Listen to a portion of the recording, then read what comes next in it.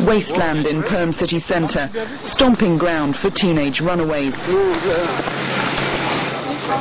Here they can hide from local authorities, out of sight, out of mind. It's cold and it's damp and it's the onset of winter, yet this is the last place I'd want to go to get warm. But for some of the city's children, they have no option. It's here that they take shelter and sleep.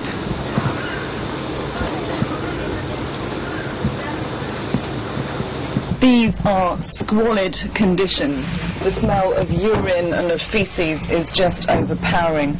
But I've come here to meet Kolya, who calls it his home.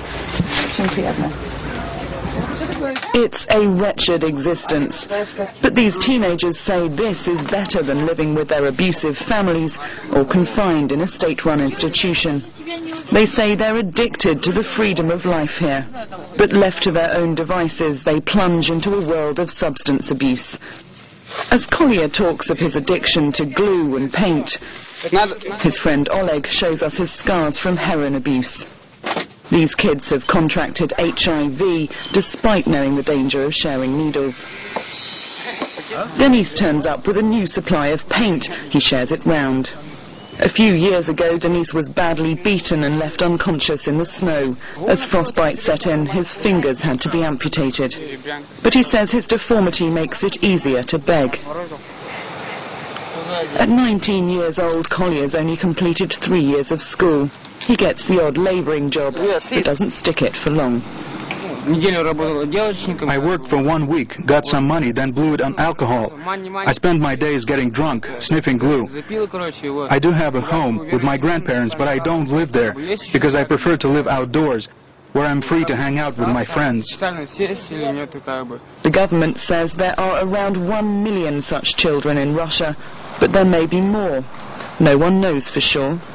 Although the problem has improved in recent years, local authorities are still under-resourced and ineffective.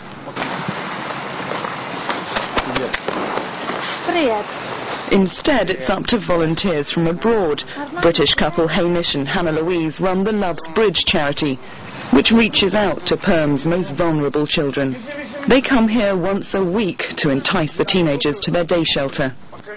The initial reaction is distrust. Maybe we've got an ulterior motive, maybe we're with the police, maybe we just, want to take advantage of them. But we try and build up trust with them as best we can, just invite them to come along, no strings attached.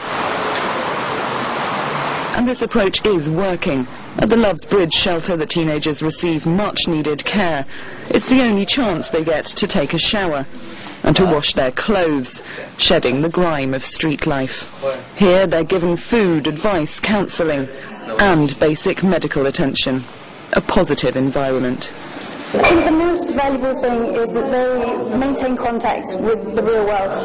These older kids come to us once a week. It's the only opportunity that we have to kind of hang on to them and encourage them to make some changes in their lives. It's a very small opportunity, but it makes all the difference.